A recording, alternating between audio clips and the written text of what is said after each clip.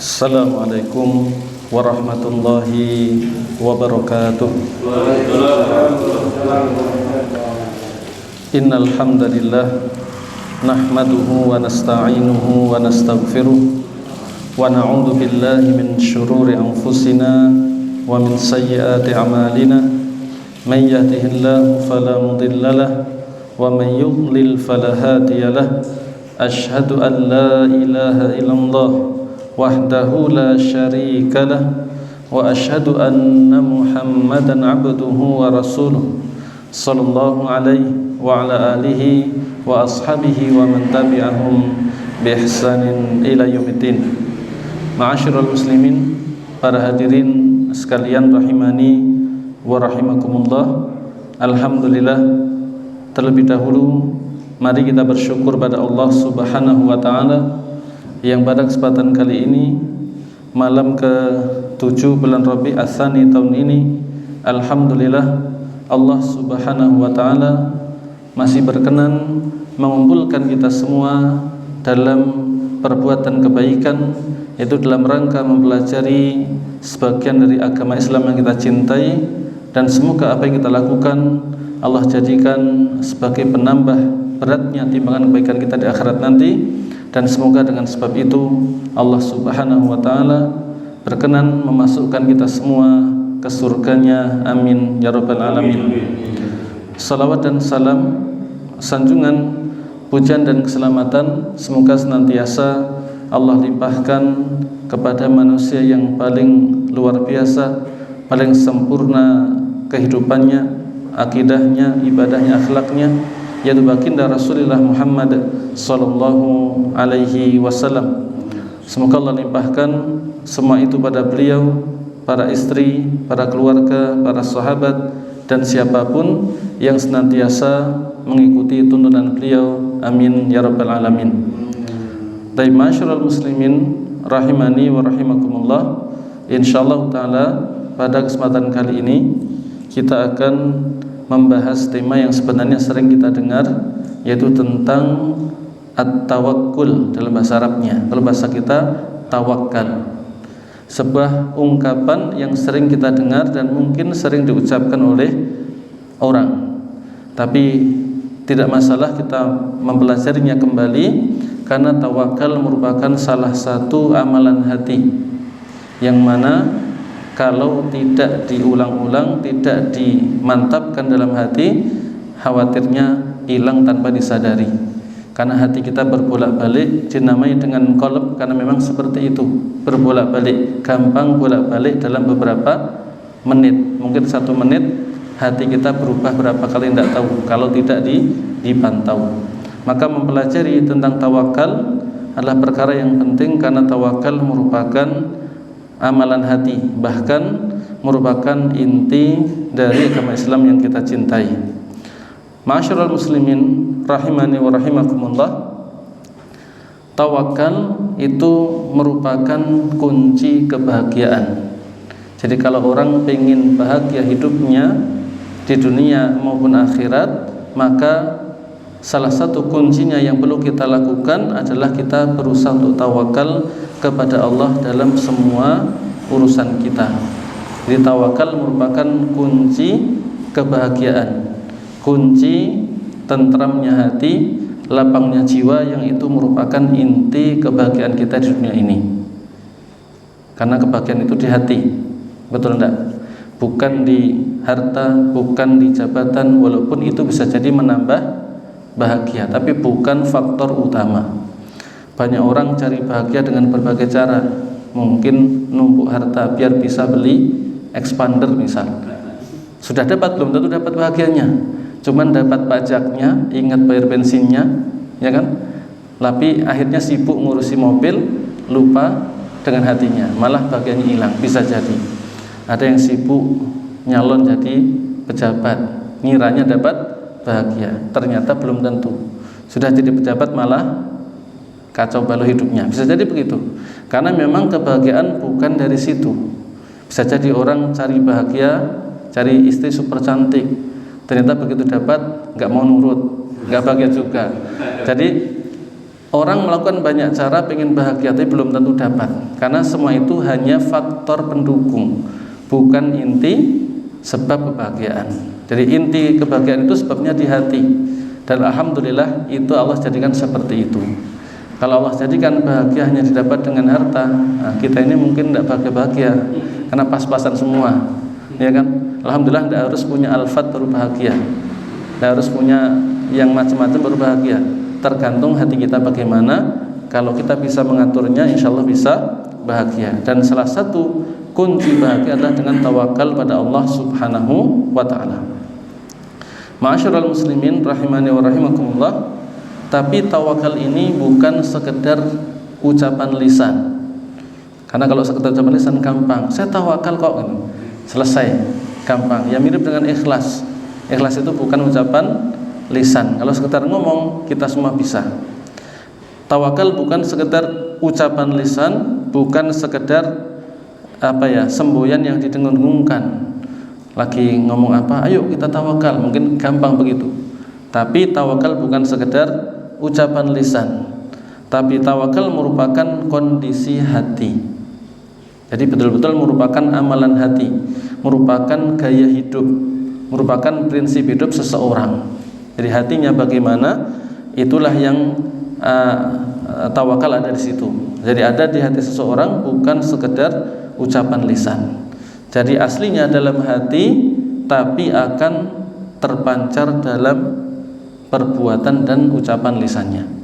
Tapi aslinya sumbernya di hati, bukan sekedar di lisan atau semboyan-semboyan dalam ucapan kita. Tapi tawakal merupakan prinsip hidup yang ada dalam hati kita, yang kemudian muncul dalam praktek kehidupan kita sehari-hari. Ma'asyiral muslimin rahimani wa rahimakumullah.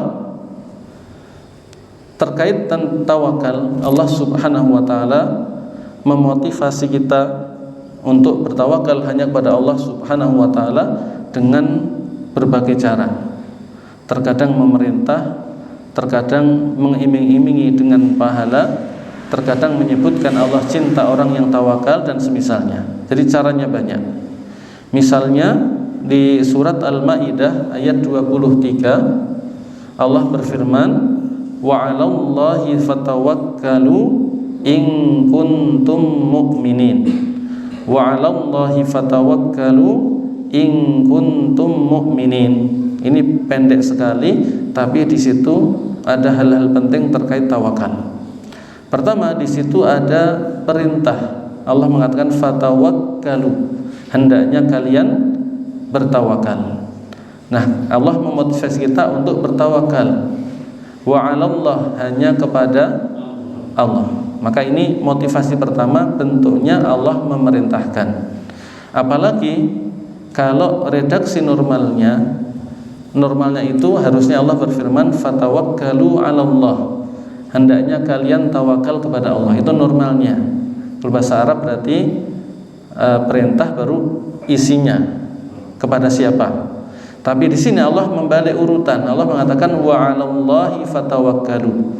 Didahulukan kepada Allah, hendaknya kalian tawakal. Nah, itu dalam bahasa Arab ketika harusnya di belakang kok ditaruh di depan, ini ada tujuan untuk membatasi. Berarti hanya kepada Allah hendaknya kalian tawakal. Jadi betul-betul di sini Allah memerintahkan tawakal hanya kepada Allah, tidak boleh kepada siapapun. Jadi di sini Allah memerintahkan, lalu mengkhususkan hanya boleh untuk Allah.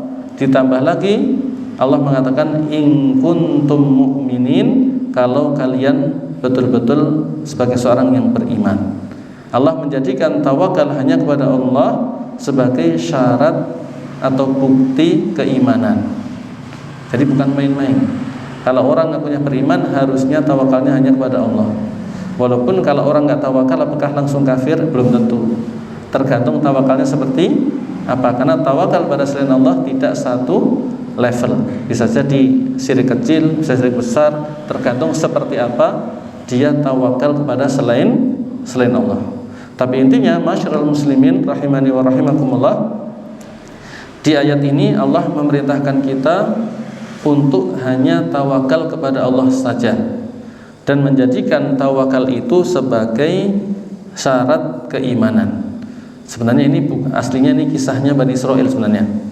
Kalau kita baca surat Al-Maidah, ini ucapan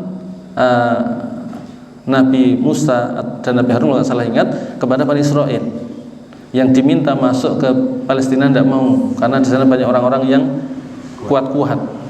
Lalu dimotivasi seperti ini. Tapi Allah sebut dalam Al-Quran dan Allah jadikan sebagai firman-Nya, Allah abadikan. Nah, tentunya berarti untuk kita ambil pelajaran. Berarti ucapan yang ditujukan pada mereka ini benar isinya. Bahwasanya memang kita wajib untuk tawakal kepada Allah dan itu merupakan syarat atau bukti keimanan. Sehingga orang yang ngaku beriman harusnya prinsip hidupnya ya hanya tawakal kepada Allah saja. Tidak mau kepada siapapun selain Allah. Ma'asyiral muslimin rahimani wa rahimakumullah. Dan kalau Allah memerintahkan dan itu bisa terjadi bisa tidak.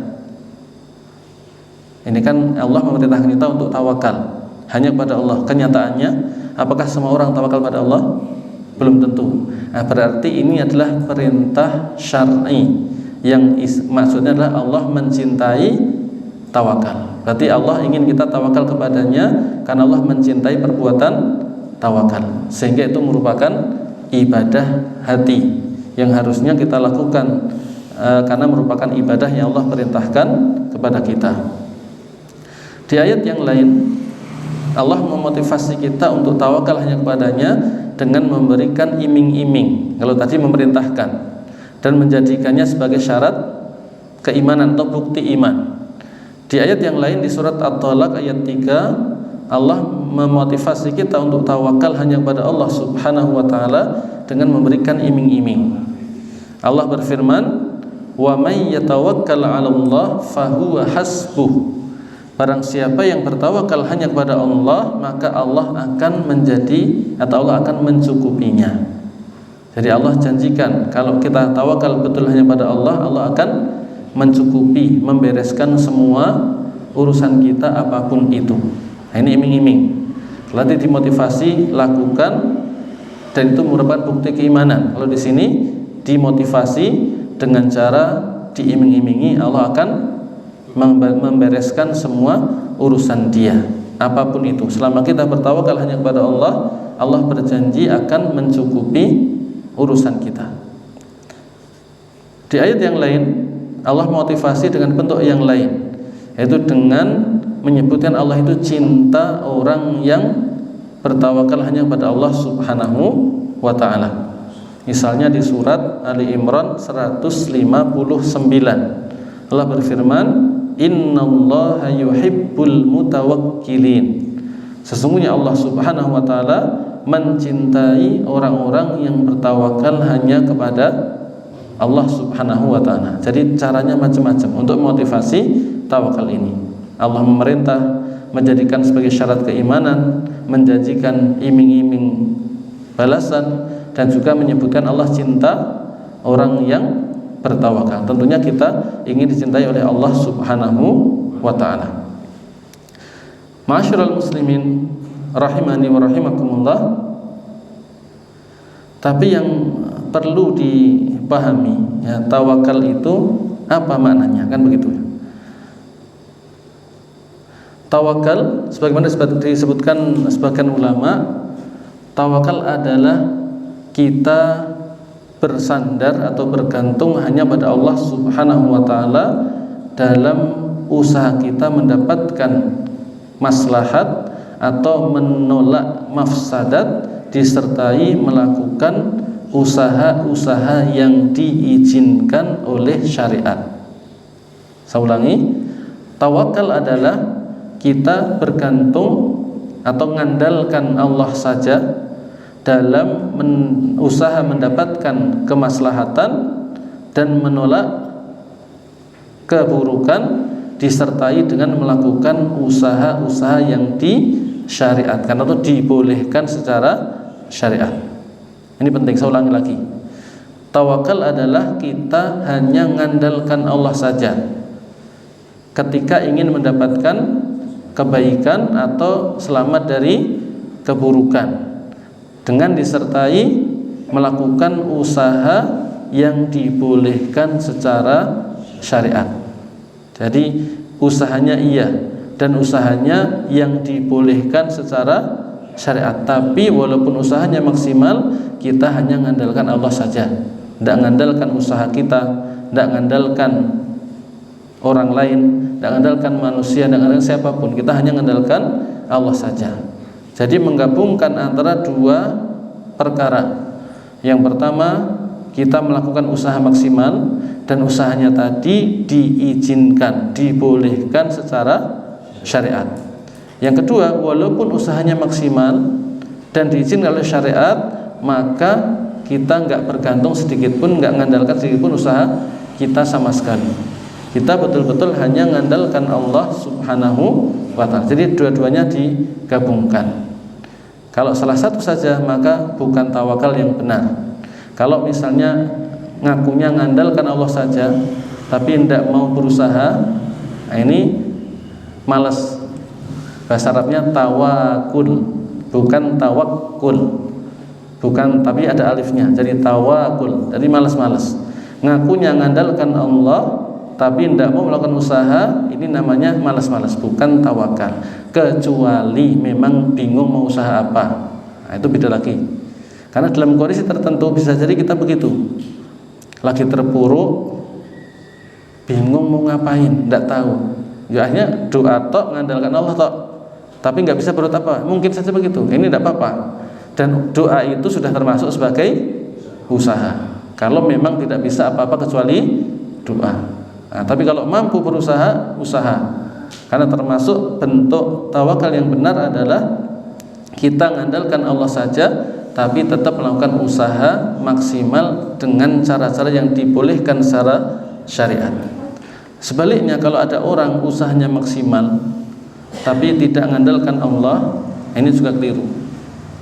Masuk malah lupa dengan Allah yang bisa memberikan dia sukses atau tidak. Maka itu jelas keliru, karena hanya mengandalkan usahanya sendiri tanpa Allah Subhanahu wa ta'ala.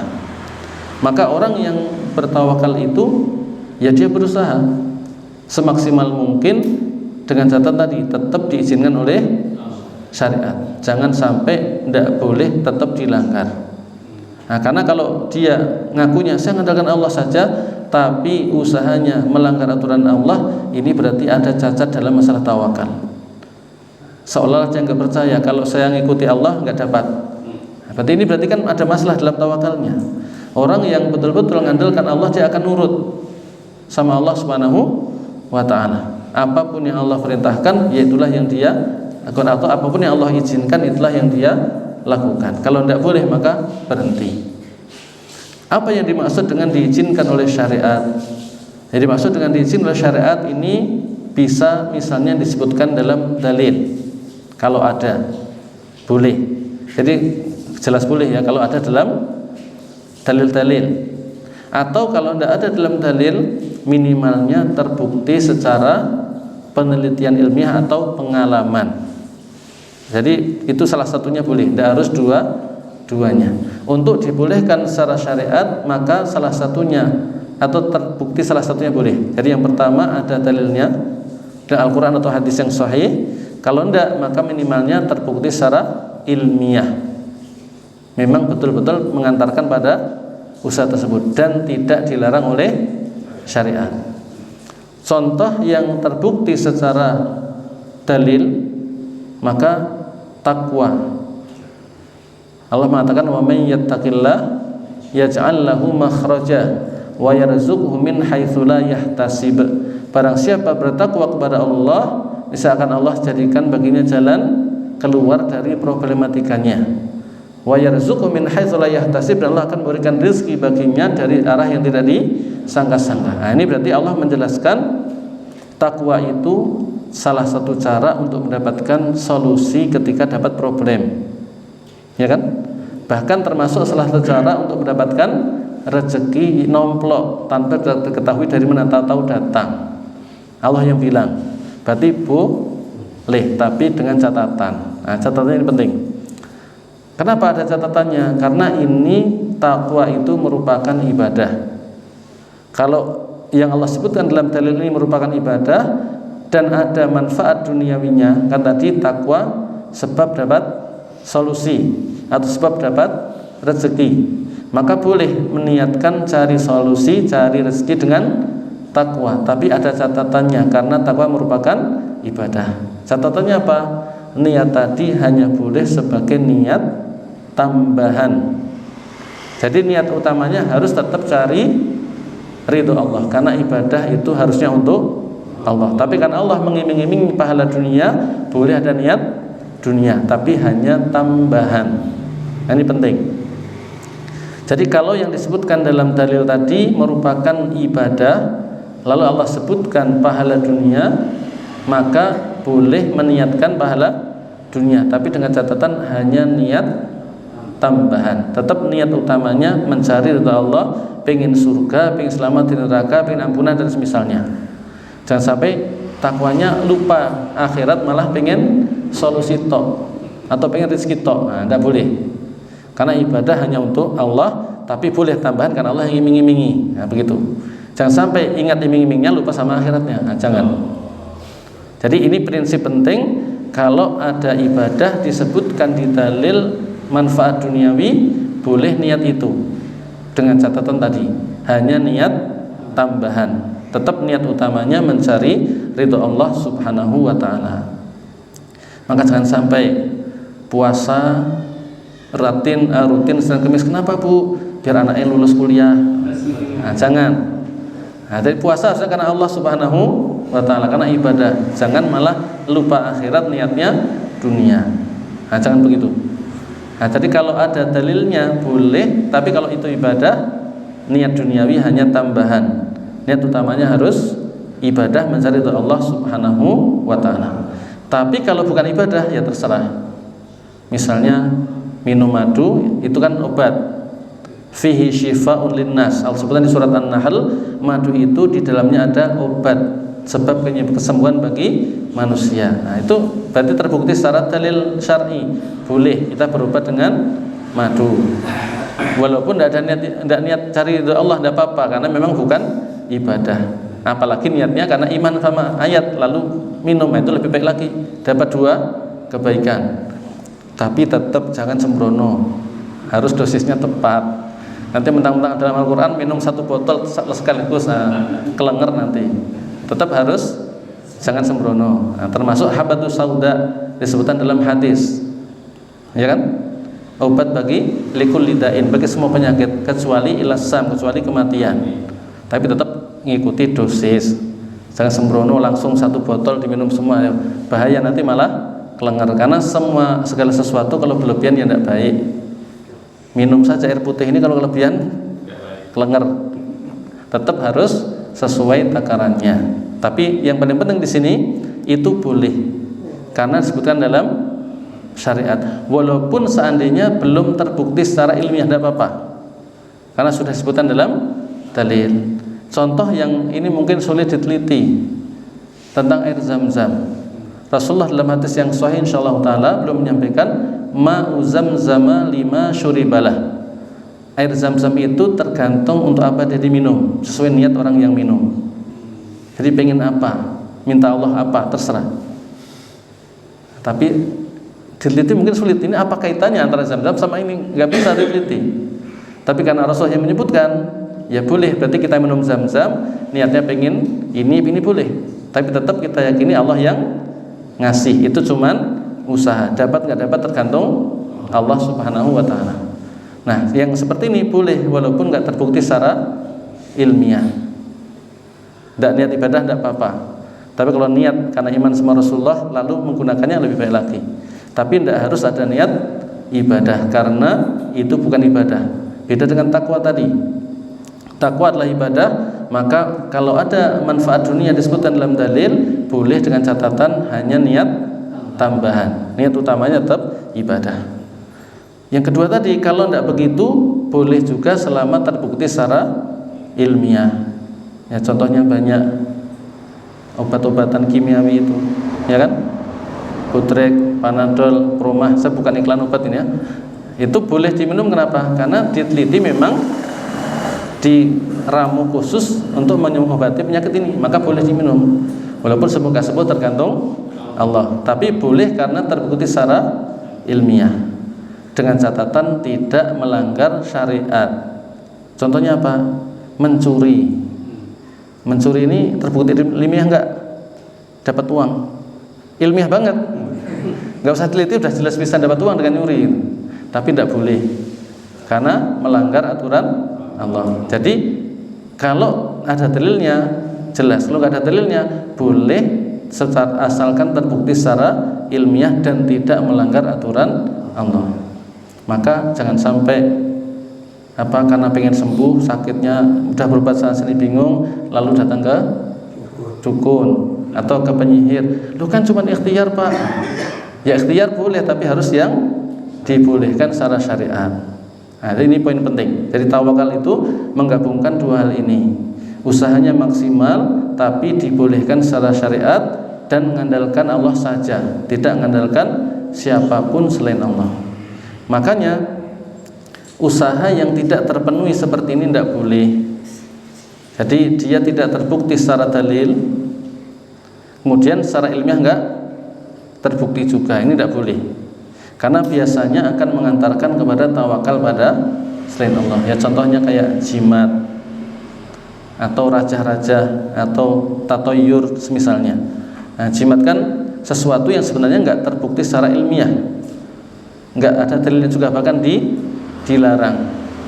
Nah, biasanya kalau pakai itu rawan ada unsur tawakal pada benda tersebut. Walaupun ngakunya saya tawakal pada Allah toh, saya yakin ini nggak bisa apa-apa, hanya Allah yang bisa. Tapi prakteknya pas lupa bawa, bingung, merasa takut nggak laris. Nah, itu kenyataan. Maka tidak boleh. Rasulullah melarang man ta'allaqa tamimatan faqad asyrak. Barang siapa yang gantungkan atau pakai jimat, maka sungguh telah jatuh dalam kesyirikan. Walaupun besar kecilnya beda-beda tergantung isi hatinya apa, tapi tetap tidak boleh, minimalnya syirik kecil. Maka tidak boleh usaha kalau tidak terbukti secara syariat ataupun ilmiah. Maka ini sangat penting. Jadi mengandalkannya hanya Allah saja dengan disertai melakukan usaha yang bisa kita lakukan dengan catatan diizinkan oleh syariat. Minimalnya tadi salah satu boleh terbukti secara dalil, atau kalau tidak begitu maka ada terbukti secara ilmiah, seperti itu. Maka ya seperti seorang mukmin itu ketika tawakal seperti itu kondisinya. Dia menggabungkan dua hal tadi, usahanya maksimal, dibolehkan syariat, tapi hatinya hanya mengandalkan Allah saja, tidak sedikit pun mengandalkan siapapun. Kalau dalil yang menunjukkan bahwasanya tawakal itu tidak cukup mengandalkan Allah tanpa usaha, misalnya sudah sering kita dengar ya, Rasulullah SAW bersabda tentang burung untuk dijadikan sebagai perumpamaan bagi tawakalnya manusia. Rasulullah menyampaikan, hadis riwayat Imam Tirmidzi rahimahullah, "Lau annakum tatawakkaluna 'ala Allahi haqqa tawakkulih la razaqakum kama yarzuqut tayr taghdu khimasan wa taruhu bitanan." Seandainya kalian, kata Allah, bertawakal hanya pada Allah seperti tawakal betul-betul tawakal yang benar, la razaqakum kama yarzuqut tayr, pasti Allah akan memberikan rezeki pada kalian seperti Allah memberikan rezeki pada burung. Taghdu khimasan wa taruhu bitanan, ketika pagi pergi kondisi lapar, pulang-pulang kenyang. Dan burung itu terbang, bukan di sarang anteng doa pada Allah tahu-tahu dapat rezeki, enggak. Ya itu pagi pergi cari-cari sana sini dapat makan pulang. Jadi itu perumpamaan yang Rasulullah sampaikan, tawakal yang benar itu begitu. Jadi disertai dengan usaha, bukan ngakunya tawakal lalu enggak ngapa-ngapain. Kecuali tadi memang enggak bisa apa-apa, maka doa itu juga merupakan usaha. Maka jangan sampai pas enggak bisa apa-apa malah stres, malah kemudian bingung. Ya doa juga merupakan usaha. Semoga dengan doa yang tulus itu Allah bukakan, oh ide begini, nah, diberikan jalan keluar dari kondisinya. Taib masyarul muslimin rahimani wa rahimakumullah. Jadi seperti itu tawakal. Kita betul-betul hanya mengandalkan Allah saja dan tapi disertai dengan melakukan usaha yang bisa kita lakukan, tapi dengan catatan dibolehkan secara syariat. Kapan dibolehkan? Tadi kalau terpenuhi salah satu, ada dalilnya atau minimalnya terbukti secara ilmiah. Kalau yang dalam dalil itu merupakan ibadah, ada syarat tambahan. Niat dunia hanya tambahan, tetap niat utamanya ibadah pada Allah Subhanahu wa taala. Taib. Dan tawakal kalau ada unsur pada usaha kita itu mungkin ya akan muncul dalam ucapan kita atau perbuatan kita, walaupun kita tidak boleh gampang vonis orang lain. Tapi sangat mungkin kalau kita ada unsur tawakal pada selain Allah akan muncul dalam ucapan atau perbuatan kita. Maka jadikan itu sebagai indikasi kalau ada istighfar, jangan-jangan ada unsur tawakal pada manusia. Misalnya apa? Bareng-bareng mau pergi kemana nyarter mobil, tahu-tahu di tengah jalan terjadi kecelakaan, langsung ribut, marah-marah pada supirnya, lupa kalau Allah yang menghendaki terjadinya kecelakaan. Ya kalau supirnya salah tidak apa-apa, nasihati, tapi jangan lupa sama Allah, lalu malah ribut sama sopirnya. Oh gara-gara kamu, padahal Allah yang menentukan sejak dulu, sudah Allah dan pasti akan terjadi seperti ini. Anda apa-apa menasihati sopir kalau memang teledor, tapi jangan sampai fokusnya ke situ malah lupa sama Allah Subhanahu wa taala. Dan orang kalau tawakal itu tentrem, kembali ke awal tadi. Ini sumber bagian orang. Kalau kita nggak tawakal pada Allah, sudah milih sopir yang baik, ternyata kok kurang ngawur ya nyopirnya, di tengah jalan deg-degannya nggak habis-habis. Betul enggak? Saya pernah itu. Maksudnya pernah minta diantar ke sini atau ke masjid sana, kaget saya di tengah jalan yang nyupir kayak gini ya. Nah, kalau saya lupa sama Allah, mungkin malah di sepanjang perjalanan takut kan. Tapi kalau udah Allah yang ngatur kok, sudah ultatan begini, bismillah, semoga selamat. Sudah, anteng nyaman, hati juga nyaman, mungkin malah bisa dikit, bisa apa, sepanjang perjalanan enggak khawatir, alhamdulillah selamat juga. Nah kalau enggak ingat Allah, yang diberikan, wah supir kok kayak gini, nanti gimana? Apa hasilnya? Kalau memang takdirnya kecelakaan, ya kecelakaan, enggak akan bisa menghindar. Plus selama perjalanan enggak ada bahagianya sama sekali. Maka tadi orang itu kalau tawakalnya pada Allah, insya Allah akan terjaga dari ucapan-ucapan yang tidak seharusnya, tidak menunjukkan dia mengandalkan usaha kita sendiri. Termasuk misalnya orang yang dagang, misalnya dia sudah melakukan banyak usaha, sudah keluar banyak uang, ternyata rugi. Waduh, udah gini, lupa sama Allah, tapi yang diingat malah itu. Nah, harusnya ya tidak apa-apa, introspeksi. Oh ini kemarin kenapa ya, kenapa? Dikoreksi kekurangannya apa. Ingat Allah yang menentukan, jangan sibuk dengan itunya, lupa kalau Allah yang mentakdirkan. Sebaliknya, kalau ternyata sukses, tidak berbangga diri, bukan saya kan begini kemarin. Nah, kalau seperti itu jangan-jangan ada unsur tawakal dalam hatinya pada usahanya, walaupun kita nggak bisa memastikan ya, karena hati orang Allah yang tahu. Cuman itu sebagai bahan kita untuk introspeksi, agar kita jangan sampai ada sedikit pun unsur mengandalkan diri sendiri, jangan sampai. Bahkan di doa kita zikir pagi aja, di antara doanya apa? Wala takilni ila nafsi tarfatain. Ya Allah, jangan engkau serahkan diriku pada diriku sendiri walaupun hanya sekejap mata. Itu diajari Rasulullah betul-betul hanya mengandalkan Allah sekapanpun, walaupun sekejap mata enggak ngandalkan diri sendiri. Karena kalau kita enggak ditolong Allah, mungkin urusannya kacau semua. Tapi kan Allah yang ngurusi kita, alhamdulillah Allah mudahkan urusan kita semua. Baik. Ma'asyiral muslimin rahimani wa rahimakumullah, dan tawakal ini dalam agama kita kedudukannya sangat tinggi. Imam Ibnul Qayyim rahimahullah menyebutkan at-tawakkul nisfuddin. Tawakal itu separuh agama kita. Wa nisfus tsani al-inabah, sedangkan separuh yang kedua adalah inabah, kembali pada Allah Subhanahu wa taala dengan melakukan ketaatan kepadanya. Dalilnya apa? Belum menyampaikan fa inna dina isti'anatun wa ibadatun. Karena agama Islam ini terdiri dari minta pertolongan dan ibadah.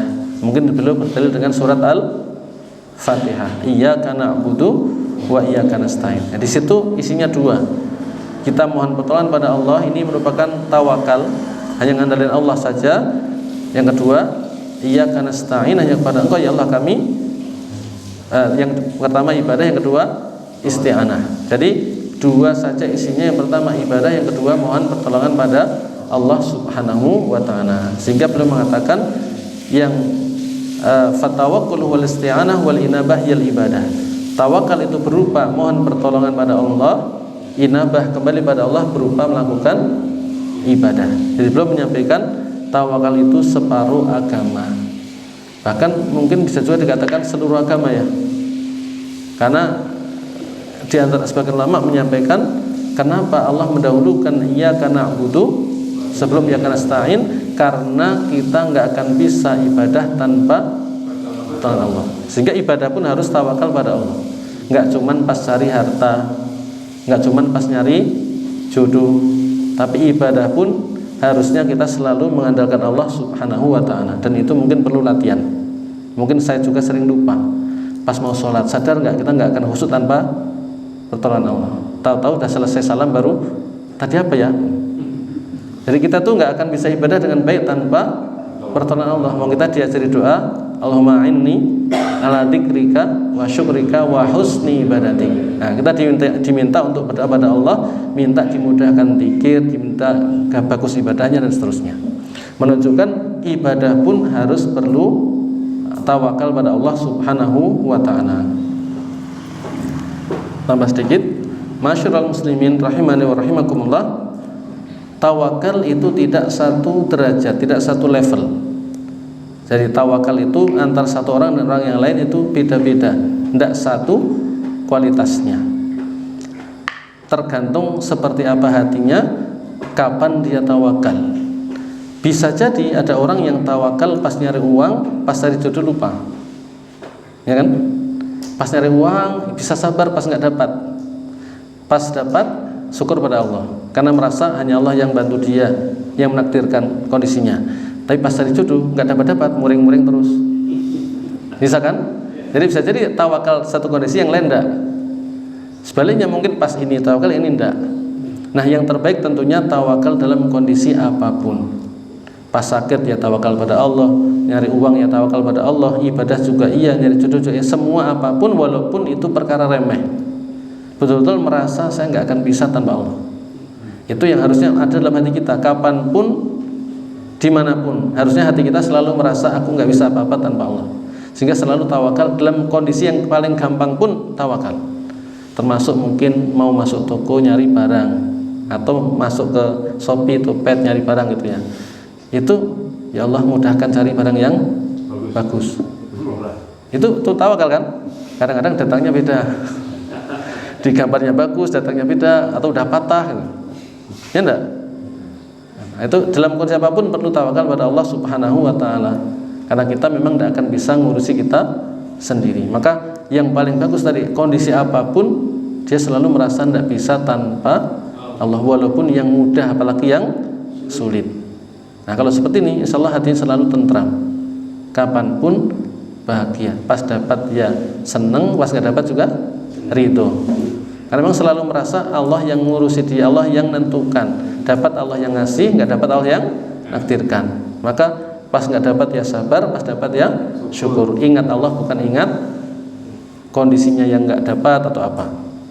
Nah, dan tawakal yang paling tinggi ya tawakalnya para nabi. Kalau kita lihat tawakalnya para nabi atau sebagian nabi itu nggak masuk akal. Contoh tawakalnya Nabi Musa alaihissalam ketika dikejar Fir'aun dan tentaranya, sudah sampai di tepi Laut Merah, mau maju tenggelam, mau mundur dibunuh. Mau ngapain? Kaumnya Bani Israel kan biasa komplain sama nabinya. Kayak gitu, bukannya menguatkan nabinya malah protes, ya kan? Innalah mudrakun, piye ini kita akan kecekel, kalau bahasa orang Jawa. Malah sibuk itunya, lupa sama Allah. Tapi Nabi Musa, inna ma'iya rabbi, Allah bersamaku. Saya yakin Allah akan menolongku, akan memberi petunjuk, aku suruh ngapain. Jadi enggak panik, enggak heboh, walaupun di belakang ada pedang-pedang, di depan ada laut merah. Tidak panik sama sekali karena ngandalin Allah saja. Nah, ini patut dicontoh. Nah, kita tidak tahu ya. Kalau tiba-tiba gempa itu yang diingat gempanya apa Allahnya? Nah, kalau ada tsunami, tiba-tiba datang tsunami itu yang diingat paniknya apa Allah? Bisa jadi kalau kita nggak latihan, lupa Allah, langsung bingung, nangis ini bingung, anakku mana, bingung tapi lupa Allah. Ya kan? Harusnya ingat Allah, lalu usaha lari tidak apa-apa, tapi ya Allah tolong saya, itu yang di hatinya. Bukan bingungnya muter-muter sana, bingungnya kemana-mana, tapi Allah dilupakan. Nah itu contoh Nabi Musa, tidak panik sama sekali, bahkan ingat Allah betul-betul, Allah akan nolong, dan betul langsung diperintahkan mukul tongkat ke laut. Tapi kalau kita jangan berharap diminta mukul tongkat, beda kondisi ya. Itu kondisi Nabi ya. Kalau kita ya bukan itu yang diminta. Baik, contoh lain tidak asing bagi kita, Nabi kita Shallallahu Alaihi Wasallam di gua, ya kan? Ketika hijrah dari Makkah ke Madinah, dikejar orang Quraisy, nginep di situ 3 malam, hampir ketangkap. Sudah sampai di depan pintu gua, bahkan kalau lihat ke bawah, lihat kaki mereka, akan lihat Nabi dan Abu Bakar. Itu kalau kita yang di situ gimana? Kita di dalam masjid ini, di luar sana ada orang-orang mau nangkap kita pakai celurit gitu. Sudah mungkin bingung semua, ya kan? Tapi Nabi nggak gentar sama sekali. Abu Bakar sempat khawatir. Tapi sebagian ulama seingat saya menjelaskannya, Abu Bakar bukan karena kurang tawakal, saking cintanya pada Rasul. Beliau bukan mengkhawatirkan diri sendiri, khawatir Rasul dia apa-apain.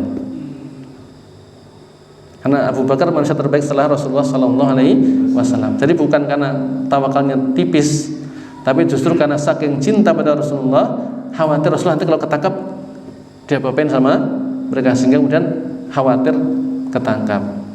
Tapi Rasulullah tetap tenang, la tahzan, innallaha ma'ana. Enggak usah khawatir wahai Abu Bakar, Allah bersama kita. Apa pendapatmu dengan 2 orang yang Allah yang ketiganya? Allah pasti akan nolong, Allah tolong. Gampang. Padahal kalau mereka mau ke bawah, lihat kok Allah nggak membiarkan mereka lihat ke bawah itu loh, ya kan? Kan apa susahnya lihat gini, kok nggak lihat ke bawah itu loh? Karena Allah yang ngatur, Allah yang membuat mereka nggak mau lihat ke bawah, lihat ke atas, ke sana, nggak mau lihat ke bawah. Allah yang ngatur. Itu contoh tawakalnya para nabi yang luar biasa, yang patut kita contoh. Contoh lain mungkin yang lebih mirip dengan kondisi kita ya. Kalau tadi contoh 2 itu kayaknya terlalu jauh. Nabi Zakaria yang sampai sepuh nggak dapat putra, itu nggak bosen mintanya, terus minta. Allah sebutkan di awal surat Maryam bagaimana selalu mengadu kepada Allah, bahkan menyebutkan walam akun bidu'aika rabbi syaqiyya. Allah, aku ketika doa itu nggak pernah kecewa kepada kamu. Jadi terus berdoa dan merasa nggak pernah kecewa ketika doa, menyebutkan ya Allah, kepalaku sudah beruban, tulangku sudah lemah, dan seterusnya.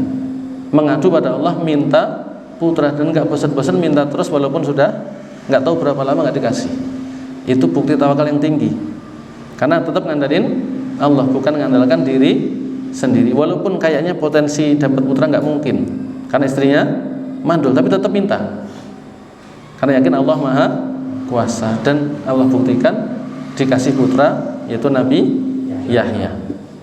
Ini contoh itu yang mungkin lebih dekat dengan kondisi kita ya. Kalau kondisi Nabi Musa terlalu jauh, tapi itu contoh luar biasa Nabi Musa, kondisi yang genting begitu masih tidak khawatir depan kematian. Maka terakhir, buah atau manfaat yang didapatkan dari tawakal ya, sebagaimana disyaratkan di awal, hati kita itu akan kokoh dan nyaman. Hati kita kokoh, kuat, nggak gampang takut, nggak gampang sedih, nggak gampang khawatir, tapi tegar. Karena punya Allah yang akan selalu, karena saya selalu bersandar pada Allah. Kita kalau lihat anak kecil ya, bukan ini. Kalau lihat anak kecil yang nggak punya anak, yang nggak punya orang tua, sudah meninggal, dia kalau sedih mau manggil siapa? Kalau yang masih punya orang tua, sakit, abah, ibu, itu kan? Karena merasa punya pegangan, punya orang yang bisa dimintai tolong, sehingga hatinya tentrem, langsung sakit datang ke ibunya. Nah, kita ini kalau misalnya mengalami kondisi mau minta tolong siapa? Kalau ngandelin manusia, manusia juga lemah. Ngandelin Allah, Allah Maha Kuasa. Dia selalu punya Allah yang jadi sandarannya dia. Kondisi apapun bisa ngeluh, kondisi apapun bisa curhat, kondisi apapun bisa minta tolong, sehingga jiwanya tegar karena punya Allah yang Maha Kuasa. Ditambah lagi hatinya selalu nyaman, tentram. Tadi karena kalau ya pas dapat banyak ya bahagia, pas gak dapat juga tetap bahagia karena sadar Allah yang ngatur semuanya. Beda dengan orang yang tawakalnya pada selain Allah, apalagi pakai jimat tadi atau tatoyur. Tatoyur itu gampang merasa takut sial gara-gara sesuatu yang gak ada kaitannya. Tato ada tai cicak jatuh, takut ada apa-apa. Keluar rumah tiba-tiba anginnya kencang, waduh. Kalau takut ketiban pohon karena angin kencang ya wajar. Nggak ada kaitannya takut. Nanti takutnya kalau sampai sana ada apa-apa gara-gara ada angin lewat. Nah, kaitannya angin sama itu. Hanya karena lihat ular lewat. Nah, kalau takut ularnya wajar. Kalau cuman ular lewat gini, nanti takut-takut ada kecelakaan di sana. Apa hubungannya ular sama kecelakaan? Kan dikit-dikit khawatir. Jadi nggak nyaman hidupnya. Adapun orang yang tawakal pada Allah selalu tentram. Nah, dia tawakal pada Allah. Apapun kejadian apapun, kalau Allah yang nggak menghendaki nggak akan terjadi. Kalau Allah menghendaki baru terjadi. Maka jiwanya tegar, nyaman, tentram, selalu bahagia kapanpun, dimanapun. Apalagi Allah sudah janji fahuwa hasbuh, sudah jiwanya lapang, tentram, tegar, yang diinginkan didapat insyaallah ta'ala. Karena Allah janjikan akan mengurusi urusannya. Ya, tadi contohnya bukan berarti saya orang tawakal ya, cuman salah satu contoh aja. Ketika pernah disopiri, ternyata supirnya bikin deg-degan hati. Nah, kalau kita tawakal, hati kita lapang terus, nyaman terus, ya kan? Nggak takut-takut, dan dari izin Allah selamat. Nah, kan dapat dua-duanya. Seandainya qadarullah, semoga selamat ya. Seandainya qadarullah bukan yang ini loh ya. Pernah, bukan yang beliau ini. Seandainya kejadian, dan semoga nggak pernah kejadian kecelakaan, kan sudah takdir Allah, nggak bisa dihindari. Tapi hatinya kan bahagia dan imannya berkobar, sehingga semoga husnul khatimah, ya enggak? Nah, kalau di tengah jalan cuma sibuk khawatir kan, jangan cuma lupa sama Allah. Nah, untuk pilih. Maka orang yang tawakal itu hatinya tegar, kuat, jiwanya lapang, urusannya dimudahkan. Kalau rezeki ya dimudahkan juga insyaallah ta'ala. Maka dan di akhirat nanti Allah janjikan masuk surga. Maka fid dunya hasanah wa fil akhirati hasanah. Maka ini kunci bahagia dunia akhirat adalah tawakal, yaitu merupakan inti agama kita yang kita cintai ini. Baik, sudah masuk waktu isya. Sudah lewat malah ya. Mohon maaf kalau agak panjang. Semoga bermanfaat bagi kita semua. Jazakumullahu khairan. Wassallallahu nabiyana Muhammad wa ala alihi washabbihi wasallam. Assalamualaikum warahmatullahi wabarakatuh.